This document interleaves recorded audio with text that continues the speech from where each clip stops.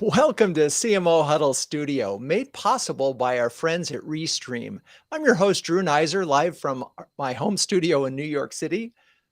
Most of the B2B marketers I speak with want to be perceived as strategic thinkers, fully capable of aligning marketing with the objectives of the business as a whole. Yet it's not that simple. Many marketers don't get a seat at the strategy table, and even fewer are represented on boards of directors. In fact, less than 20% of public boards include someone with high level marketing backgrounds.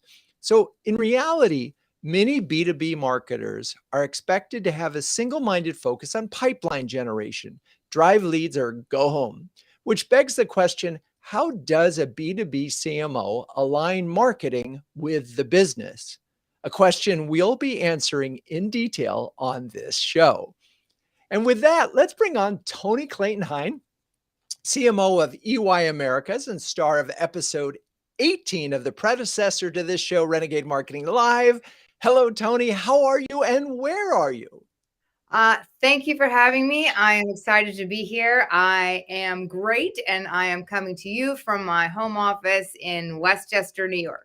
There we go. All right. Well, we're so far representing the East Coast. We're going to work our way west in this show. I just want you to know. But so I noticed that EY, you shared a post about the Golden Globes and that you'd been part of that for 50 years. I'm curious, sort of, what's that entail? Is that kind of cool to be part of? It's amazing. I mean, just the number of things that we get to be part of because we act as the auditors or different ways that we contribute to these different types of programs is really fun to see. And do you have a favorite nomination or winner from this year? Well, from the movie category, obviously Elvis was unbelievable, so that seems so well deserved. And then everybody's fan favorite Jennifer Coolidge in White Lotus, and just her entire nomination, her acceptance speech was amazing. So how could you, if you didn't love her before, you have to love her now. And probably more people saw White Lotus because of her than anything else at this point if they hadn't already. Yeah, no, it's funny. I enjoyed that, and I guess I'd throw in because I love White Lotus and Elvis, but Abbott Elementary, which just continues to just crack me up. So if you haven't watched that, put that on your list. Okay, so EY, as we talked about before the show, is in the process of splitting its audit and advisory arms into two. And I'm imagining this topic of aligning marketing with the needs of the business suddenly becomes even more front and center for you. This must be a really interesting challenge. And what's your approach to this big change? Well, it should be noted that first we are talking about it as a strategic decision, but the partners vote on that, and that vote hasn't happened yet. So we process of evaluating what makes sense for the business, for our partners, both current partners, hired partners, and really for our clients. As well as thinking through what is the regulatory environment. So all of those things are driving the conversation. And what that means, though, from a marketing standpoint, is aligning to the business really doesn't change from the standpoint that we still have the same offering, the same portfolio, the same people delivering those offerings. So when you talk about building pipeline and demand generation, that sort of lower funnel activity based on what we deliver is the same. What it does present is this incredible opportunity to look at the brand and how we are sitting in the minds of the people we serve, creating brand permission, brand consideration, in addition to the services level. And I want to talk about that. So, because suddenly, in theory, if this happens and the partners vote on it, suddenly you're kind of brandless and you have to sort of start again. Talk about that where do you begin to think about it, and knowing how long it takes to come up with a name and clear it on a global level? I mean, my God, you can't have enough time for something like this.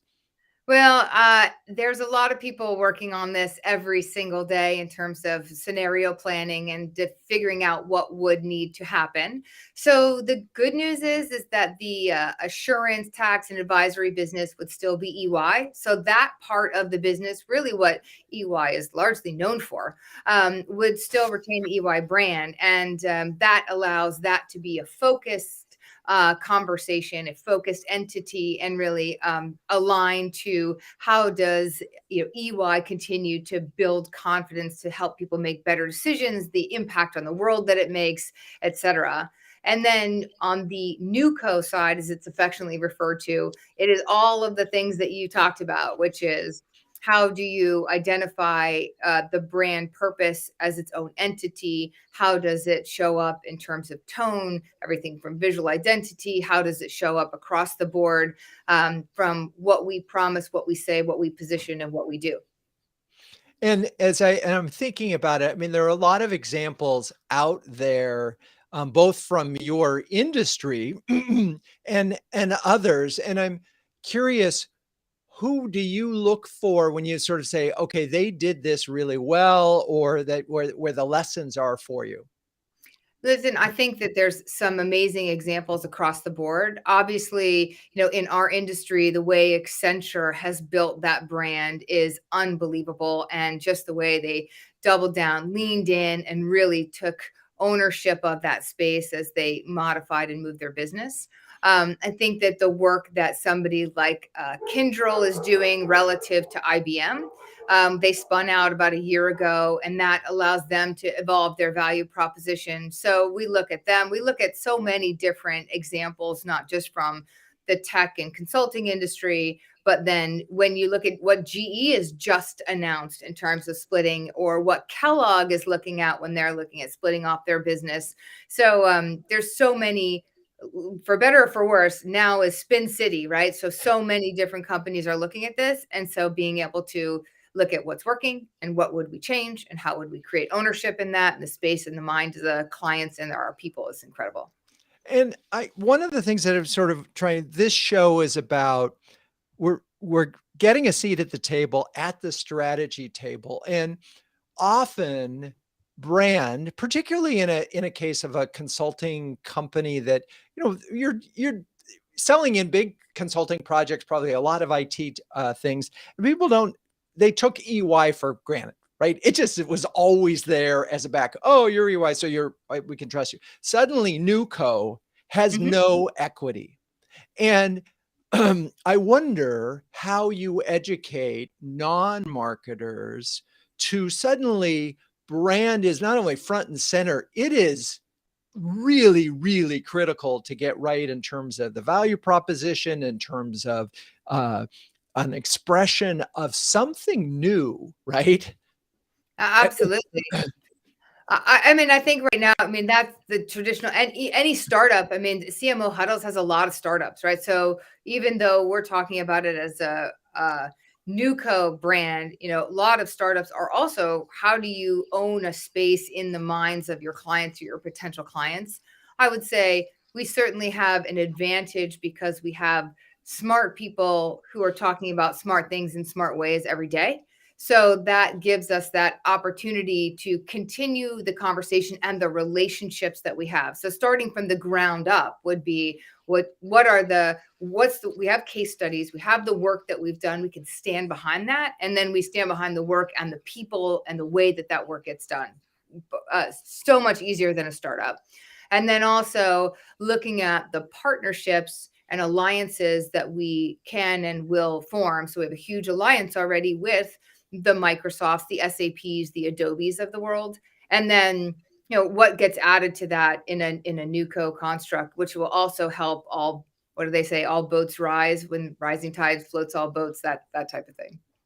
Yeah, it's funny. I mean, I think 3 years ago, I interviewed Norman Guadagno, who was the CMO at the time at Acoustic, which is another IBM, $1 billion spin out. And what he talked about is they had to build up marketing, even though, it was spun out, they had to build everything from scratch, including their tech stack, including their go to market.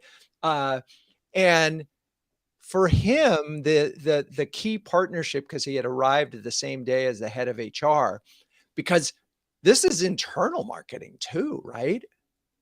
And The amount of time that we spend at this point on internal marketing and education and discussions with our people, because without it, right, you don't have a business. So especially when you're in our space. So it's really important to look at what you're going to say and how you're going to engage them, and the value proposition, whether you are staying at EY or whether you're going to NewCo or whether you are with EY or you will be with NewCo, becomes a really different thing, because one is being able to leverage all the goodness that the brand has and be really focused. And the other is getting to create something net new and doing that with some momentum behind you, because again, unlike a startup, you already have all those clients and you have the people and you have the infrastructure. right. Yeah. No, it's an incredible moment. My head is spinning to think about what your to-do list might look like. All right. We're going to come back to that, and we're going to bring the whole group back, but let's bring on Jamie Gilpin, who is the CMO of Sprout Social and star of episode number 6 of Renegade Marketers Live. Hello, Jamie. Wonderful to see you again. Nice to see you, Drew. Thanks for having me. And so, where are you? I am just outside of Chicago in my home. And yeah, it is snowing. It is the beautiful time of snow, like fresh. So it's very nice. Very, very cool. As I said, we're working our way west on this show. It's funny, in New York, we have not had snow yet, and it's almost the end of January. It's crazy. So, you worked for over a decade in HR tech, and then I don't know why, but was there something you learned there that has sort of helped you in your current role at Sprout? Yeah, that is where I cut my teeth, so to speak, right? I started in sales, actually in HR tech, and then moved into marketing. And I loved HR tech. And I will say I didn't like totally leave it, because social media is actually still a big channel for recruiting and employment brand. We were just talking about that. But if I reflect on that, part of it I think is just like the early stages of your career, but learning, and I have to relearn this constantly, that I'm not our customer. Right. Selling to HR leaders, that was obvious. I have never led a people team, HR function, but even marketing to marketers, which is what I primarily do now. I have to remind myself that I am a marketer, but I am not necessarily our primary persona.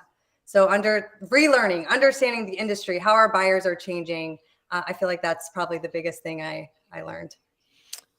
Interesting. And I always say this in huddles, it's like there was the words out of a CMO mouth that start with, "Hey, I was talking to a customer the other day," is like a full stop. You want someone's attention in the C-suite, start there. And so, and the fact that you are not a customer and can't necessarily, I think, helps you because it keeps you curious.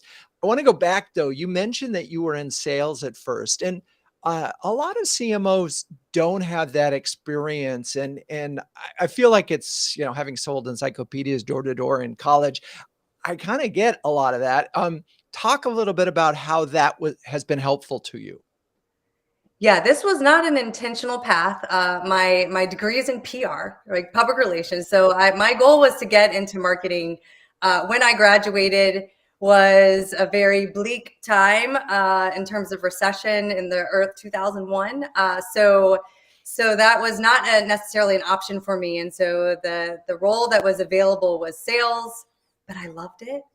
I loved talking to customers. To your point just now about like the last time I talked to a customer, I still love doing that.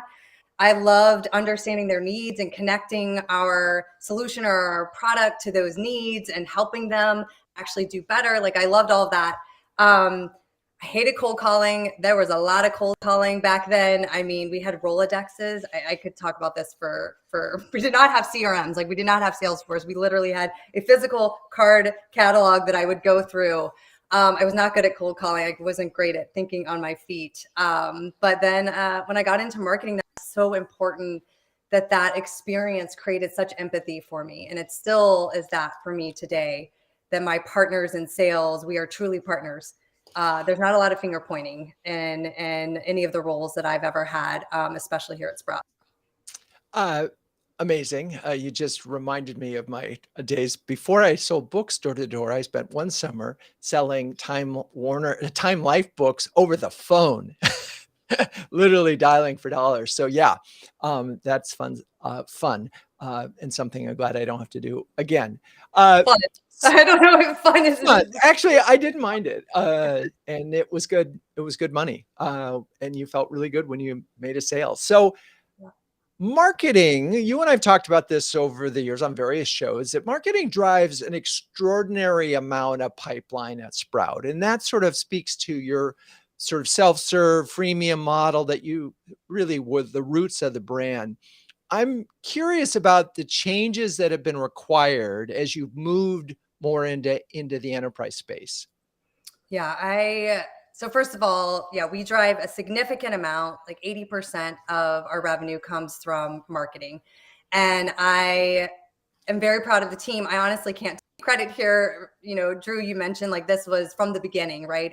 This inbound strategy that we talk about drives the majority of that revenue. It was built when the company was built like over a decade ago, and our team continues to fuel it. But I think if I put this into context, here's what I'll say about sort of our strategy, self-serve, or what's commonly discussed in SaaS. If you're not in the software as a service market, we talk a lot about product-led growth, PLG.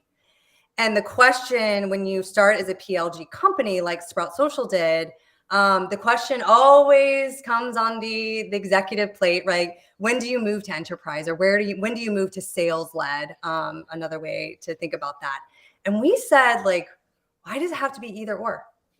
Because I think another way to look at it, and I think what we have built is a product led sales motion. And so think about that as this powerful combination of an incredible product, which is the foundation of PLG, with a strong marketing and sales motion. And that has served us really well, especially actually with the enterprise market, which is a very healthy part of our business. And we were just talking about brand earlier with Toni.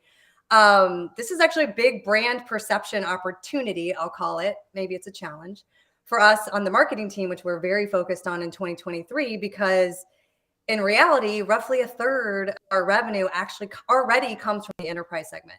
So we shared this in our Q3 earnings just back a little while ago. The next one is coming out. But what we shared then is that 76% year over year growth actually happens in our customers who spend over $50,000 with us. So it is a perception gap. And I share all of that because I think what is most powerful is that, Drew, you asked what have we had to shift or what have we had to learn? The inbound model actually reaches all segments and personas. And so it's really about not a shift or a pivot, but a yes and. To get in more, we have to grow here more, right? So to get in front of more enterprise buyers, we have to, as you would imagine, do more campaigns, events, outbound marketing plays, right? ABM as an example to get in front of them, but it's absolutely complementary to our strong inbound foundation. First, I always, when you say marketing drives 80% of pipeline, I just want to pause and revel in that moment. And also your peer group of CMOs are like going, oh my God, because it's such a high number, and it's worth at least pointing out.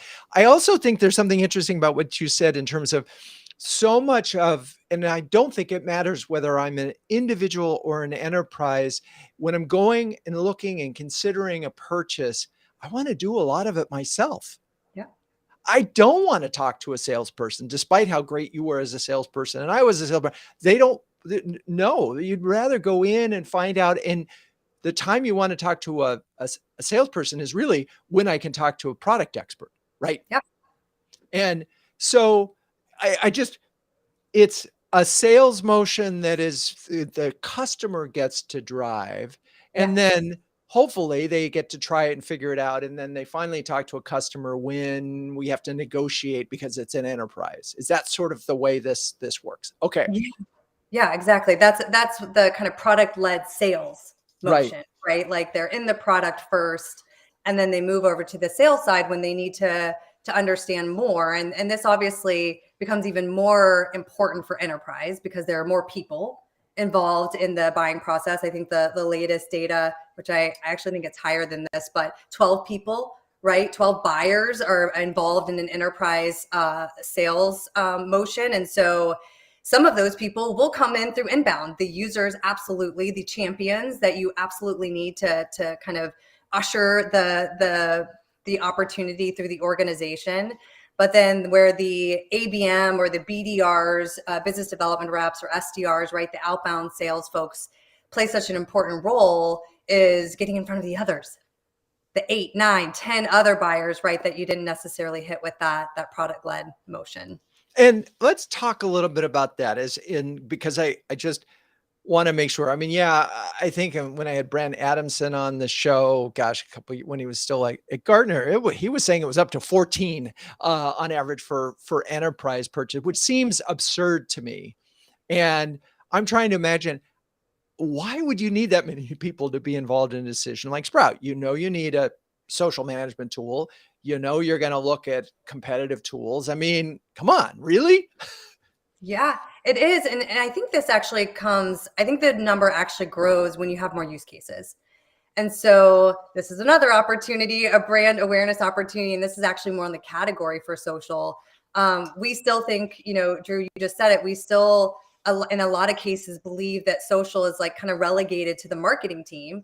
And our organic social absolutely sits on marketing today, but customer care is a big use case for social, right? And so now you've got not just the VP of marketing or CMO, you've got the social media team, you have the VP of customer care, you've got procurement, you probably have HR that's going to be involved in it because of social as a channel. So you start to see very easily how it can become very complicated. And kudos to our sales team, because understanding every single one of those functions and how social and more importantly, like the platform actually enables them. Yeah, that's a right. And then you could get into turf wars. The HR people want their own, and and customer service wants it because it has to be integrated with their system and all this stuff. So I get it. Okay, that makes sense. All right.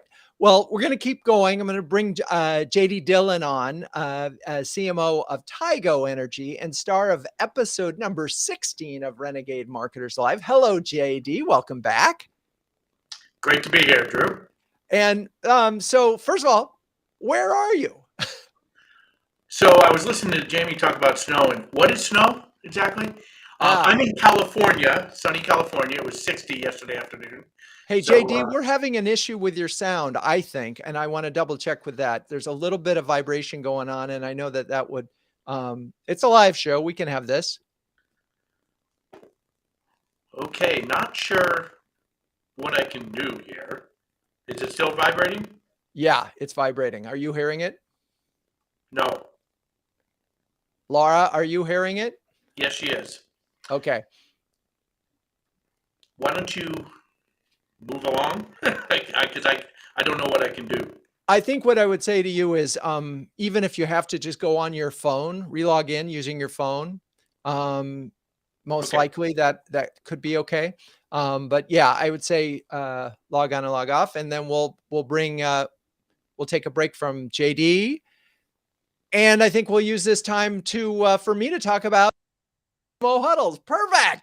Okay, it is a live show, and there's never a dull moment because when we were on earlier with JD, there was no sound issue. Okay, so let me tell you about CMO Huddles. Launched in 2020, it's an exclusive community of over 100 highly effective B2B CMOs who share, care, and dare each other to greatness every month.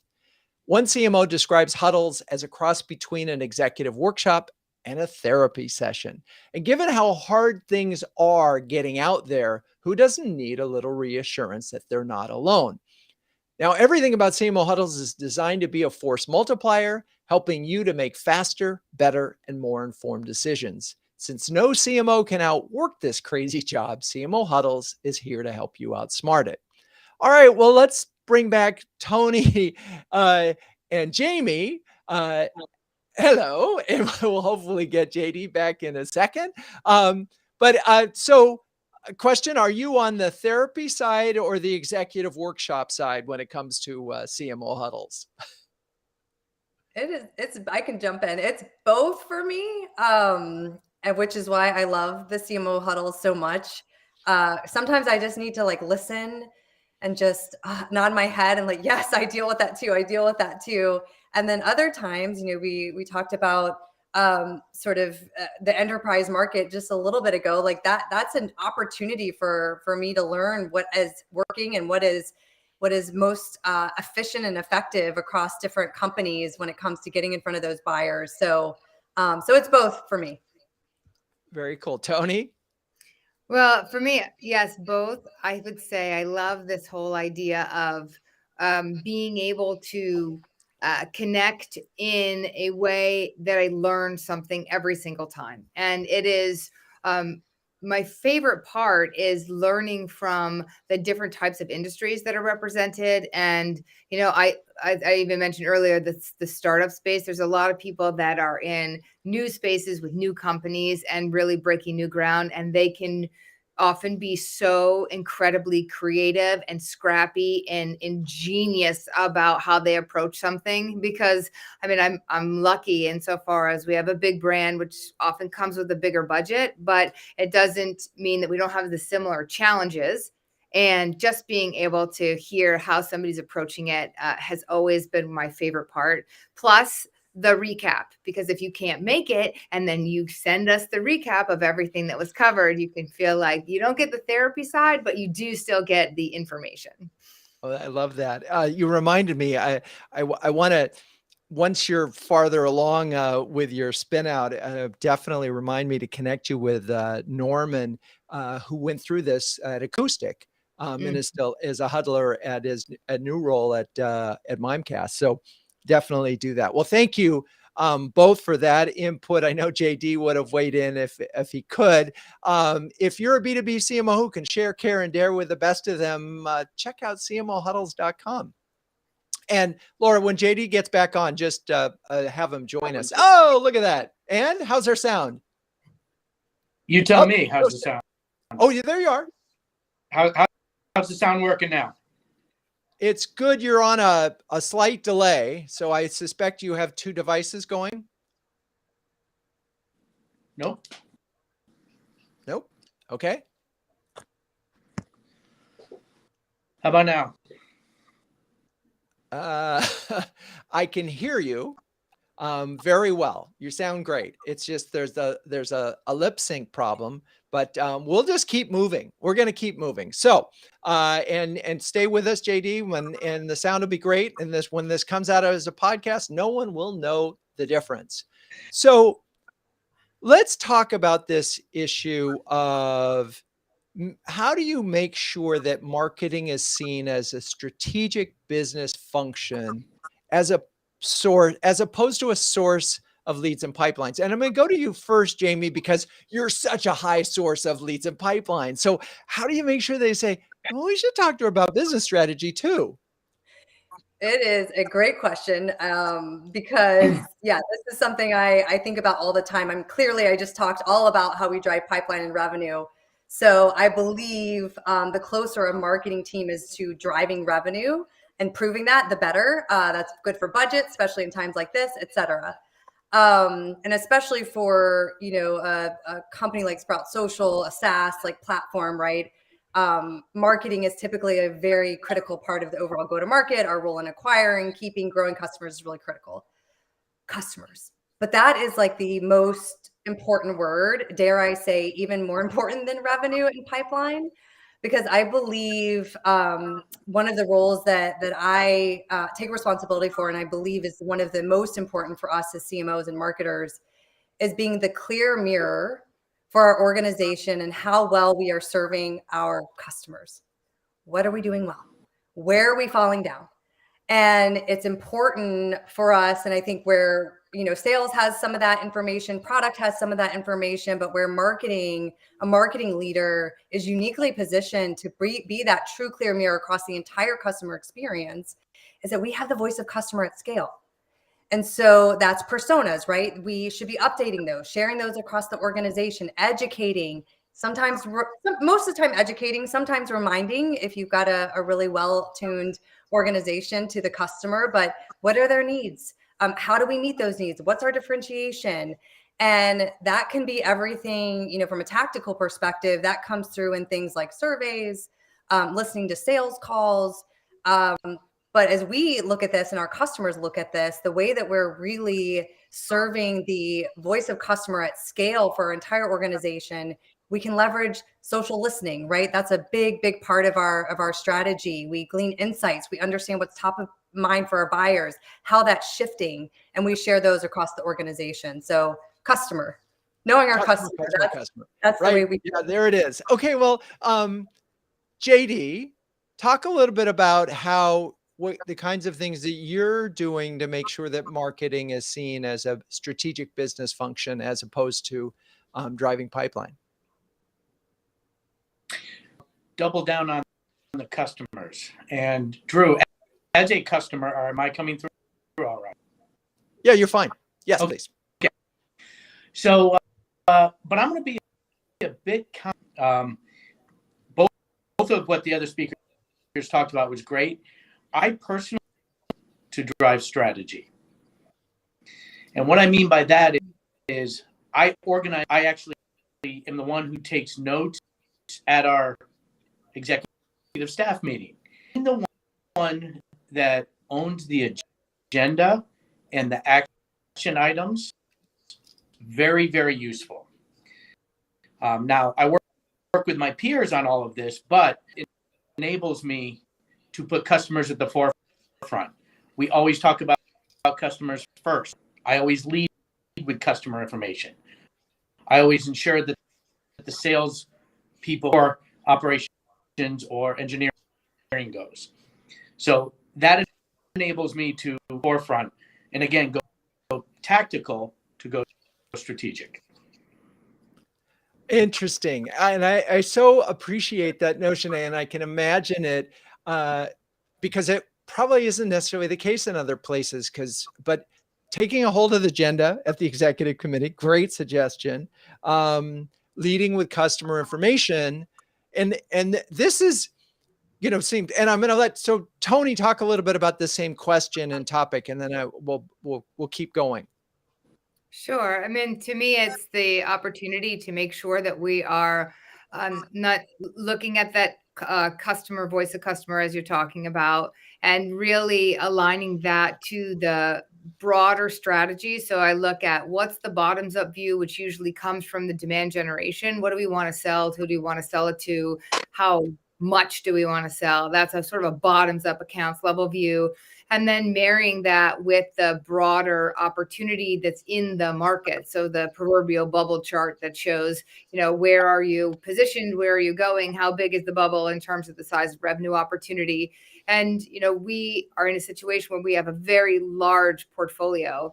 And so in each business unit or service line and industry market has their own ways that they look at and drive the business forward. So the requirement for marketing to be able to synthesize what is the account level view with the broader market opportunity and align that to how do all of these different business units or products, if you're in the product business, or services, cohesively solve for the customer becomes really important. And usually people are sitting at the table from a product standpoint, looking at their individual P&L or their individual requirements, or functionally, how do we look at how the people are engaged if you're in a CHRO fashion, or much is it going to cost if you're in the finance group? And so the idea of that dot connecting for a marketer to be able to say, how do all of these individual activities make a fist, right? So that we can have one voice to the market, so that we can cohesively be talking about the different perspective we have, the different ways that we can look at problems, and the different problems that we can solve with our audiences. And the bigger the firm, the bigger the company, the more complex that is, which is why marketing becomes that connective tissue, or should become that connective tissue. Otherwise, you're just selling piece parts. Yeah. And, which brings us back to this whole challenge, because if you don't drive revenue, if you can't connect the dots to revenue, it's difficult to sort of maintain your seat at the table. On the other hand, there's this amazing thing. If you're closest to the customer, you have the opportunity to sort of look ahead and sort of help drive the business. And I'm curious if, and this is a conversation I remember having years ago with the CMO of GE at the time. How, or do you see yourself as being the group that is a few years ahead of the business? And that's that's a hard thing to do. And some companies have strategists that in theory are supposed to do that. Do any of you look at and say, I know where our business is going in 3 or 4 years? JD, any thoughts on that? Absolutely. And I look at it from a little different angle, not necessarily where the business is going in the market, is going in terms of growth, organizational development, business, how we evolve and get bigger and better able to serve customers. A different strategist who's more of a technologist, she's a PhD, who act business forward. I'm there to make sure the business is able to capitalize on taking us. So we kind of do both look forward in our own lane. And in fairness, since we really missed you at the beginning of the thing, I do want to mention that JD is in the solar business, which couldn't be hotter right now. And as I'm thinking about your business, JD, I'm wondering you could probably grow 25% and do nothing. And so how do you make sure that marketing is, other than when we already talked about the setting the agenda, taking the notes, but that marketing's value in this process as a strategic function, as opposed to, say, the lead generation function? Just talk a little bit about that in the context of solar, which is growing so fast. Sure. And if you pardon the dad joke, the future of solar and Tigo are both bright. They are. And you're right. 25% would be failure. So I am in an industry that, yes, 25% is failure. So the answer to your question 2.5 years ago, I started with a strategy that was two-pronged. I called it Thunder. And Thunder was loud noise. Lightning was focused enablement. So the short answer to your question is I evolved to align with the company strategy. I heard earlier 80% marketing, and I saw some comments from the listeners. Oh my goodness. When I came from marketing, we are not in a B2B business, selling out in a business that typically thinks of marketing as leading revenue. Well, I evolved to demand generation. I established 3 different channels for leads. Leads for our installers. Installers are a known commodity. You can get a list of them. There's 5,000 in the universe. So marketing evolves the strategy to tie to the business, remains strategic. Thunder and lightning. Very powerful. Very powerful. Okay. So speaking of thunder and lightning, we've got the CEO who in theory has a vision. We have the CFO who determines how money gets spent. And I'm wondering, as you think about those two audiences, how you look at metrics that matter to those folks, and are they the same? And And we've talked a lot about customers at this point in time. Talk a little bit about the metrics that matter outside of marketing and how you frame them. Let's start with you, Jamie. Sure. So, I think one, as you were just talking through that, JD, and the strategy, I was also just thinking, the other piece of marketing and being a strategy informer, influencer, and then hopefully leader. I go back to the clear mirror and being that ability to see around the corner, right? Like it's like the short term, whether that's a sales marketing strategy, go to market strategy, product strategy, like everything that goes around how you serve the customer. If you are seeing that across the entire organization, and for us, that's very critical because we've got over 30,000 customers, and where you're starting to see dissipation or a neglect probably across the experience, like that should inform strategy.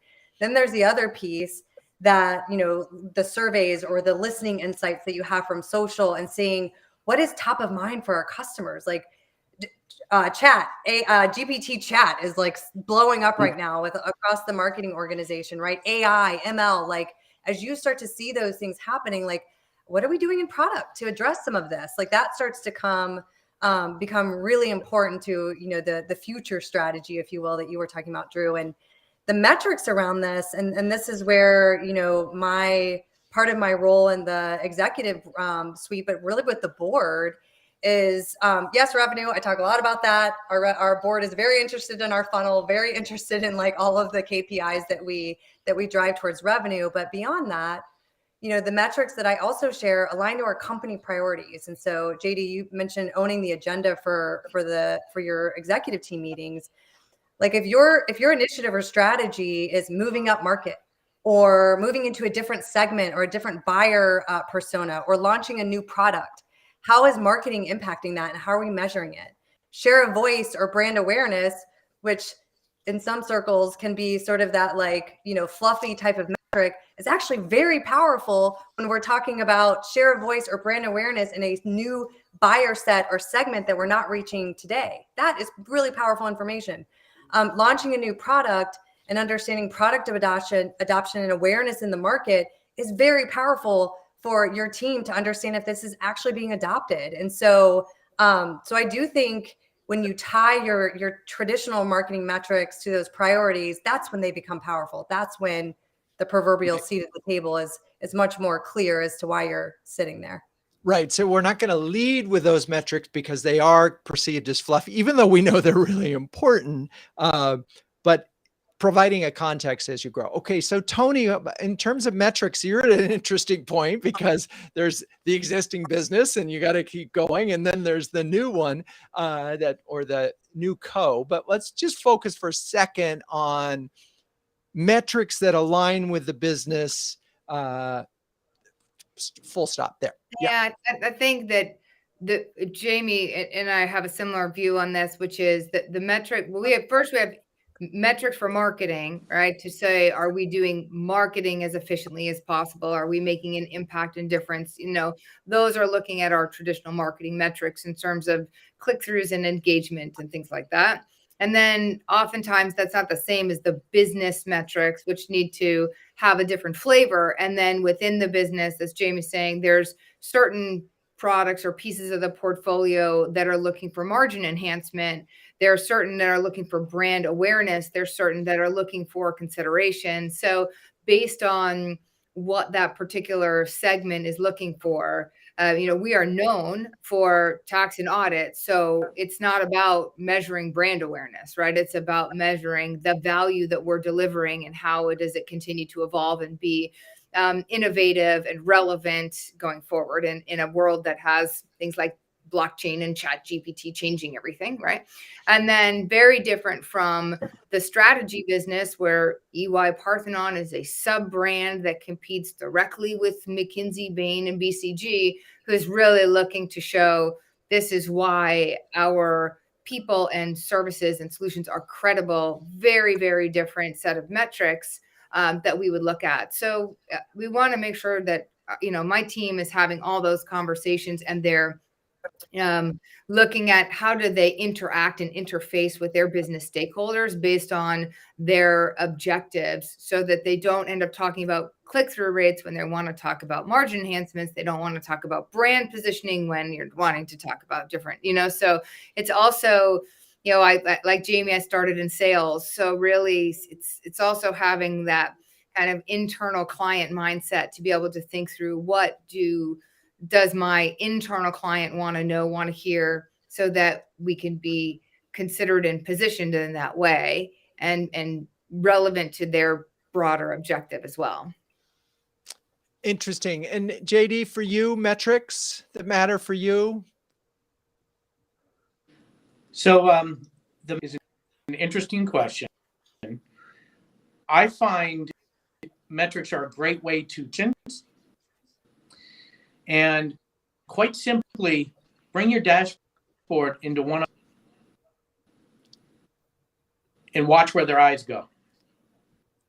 Watch what they, and I have found that it's often not necessarily their function per se.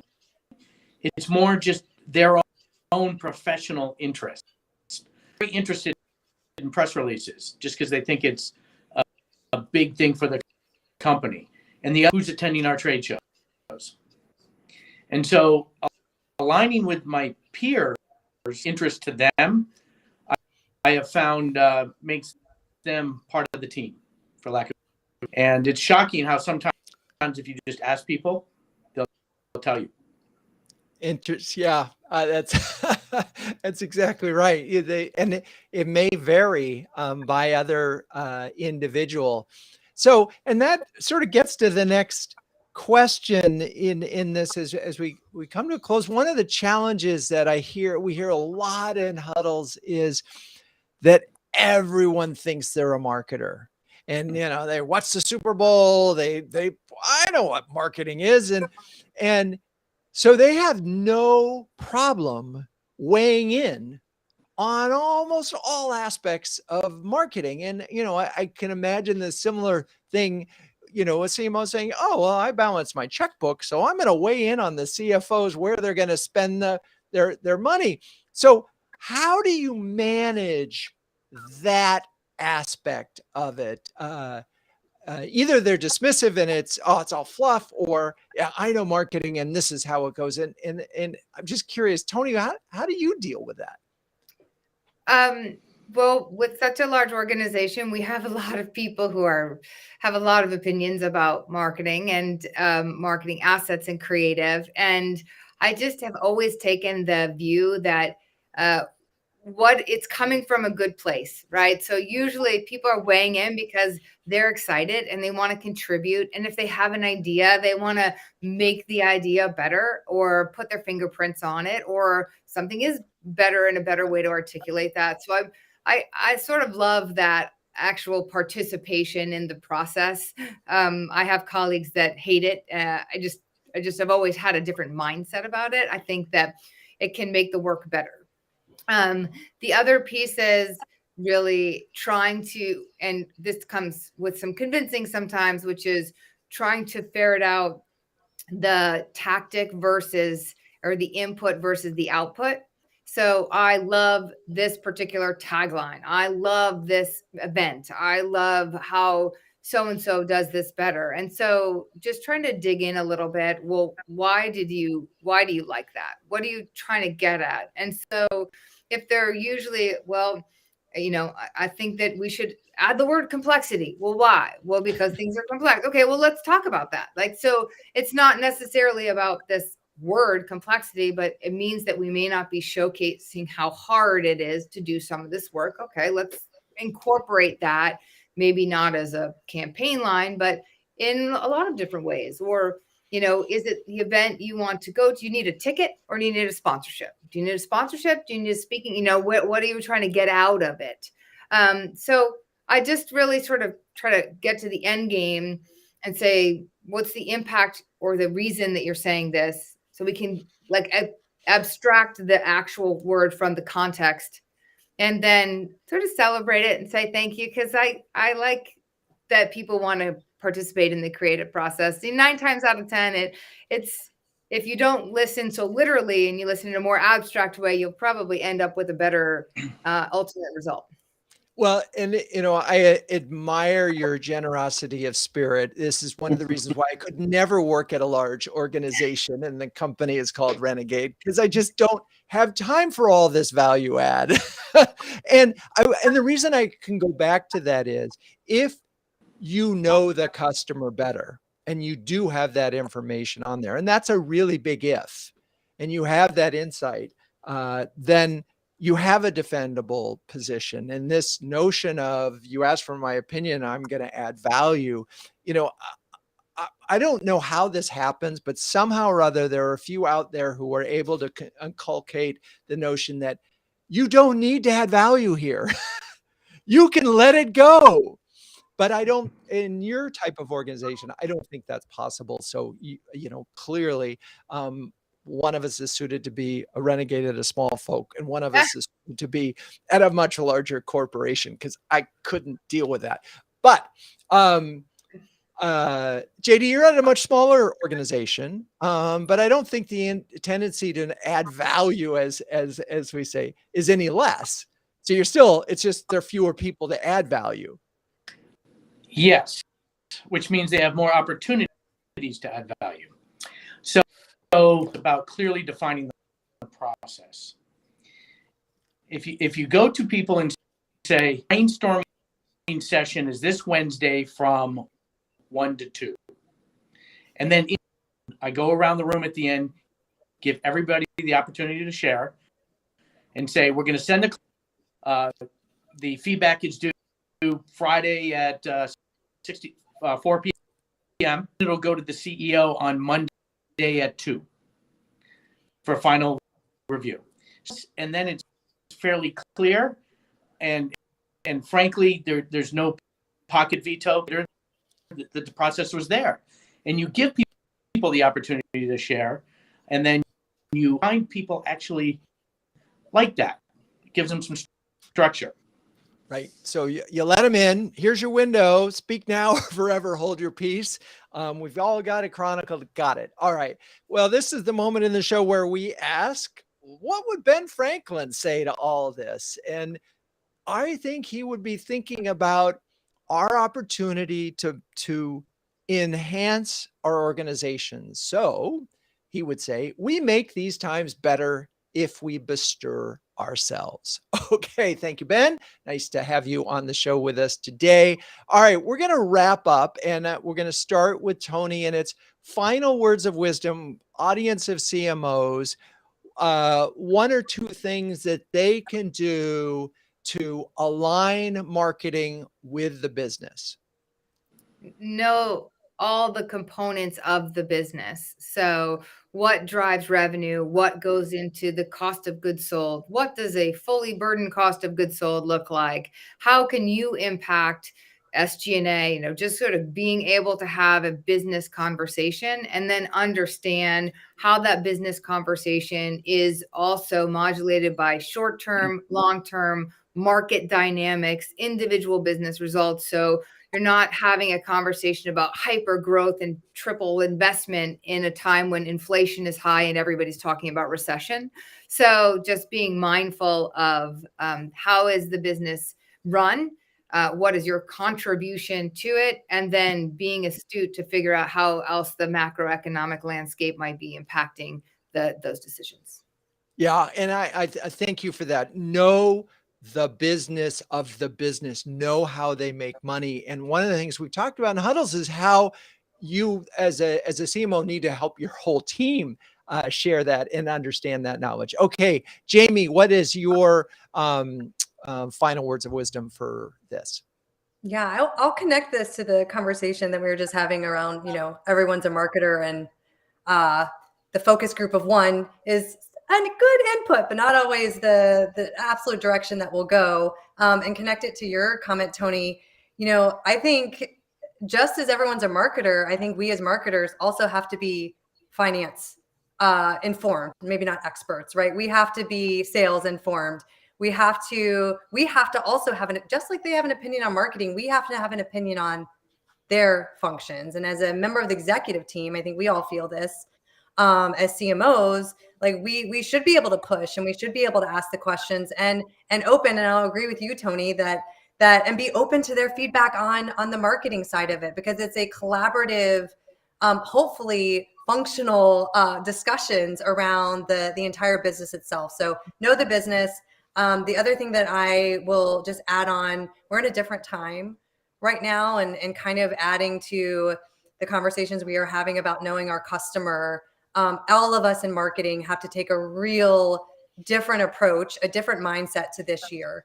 The economic climate, reduction in overall budgets, like the changing landscape, like the rapid innovation from a tech perspective. We have to really lead our teams and our organizations into understanding what our role is in that, what our product and our solutions role in that, and how we can be real value-added partners to our customers. Yeah, all great, really, really great stuff. And I want to, the one thing that novice CMOs going onto the board for the first time tend to just stick to their knitting, which is fine in the first meeting, but really the expectation is that you're going to weigh in on the whole business. So really appreciate you saying that. Okay, JD, bring us home. Final words of wisdom on aligning marketing with the business. So I think a car is named Franklin. My electric car is named Franklin. So I'm going to double down, and I'll bet on Ben Franklin. Indeed, all hang together, or most assuredly, we shall all hang separately. First and foremost, the Chief Collaboration Officer. Secondarily, I'm the Chief Marketing Officer. I believe in that. I've actually recently wrote a paper on that for the solar industry, because the solar and each other, we're competing with bad installs and, frankly, dirty energy. Inside this, the C-suite is even more important. So we're a team, and I'm the Chief Collaboration Officer. I love it. I love it. What a great way to wrap it up. All right. Well, Toni, Jamie, JD, you're all awesome. Thank you for staying with us. Audience, please join us in 2 weeks when we'll be talking about preparing your digital experience for a downturn with Tom Bianchi and Warren Daniels. All right. That's it from CMO Huddles Studio. Play the music.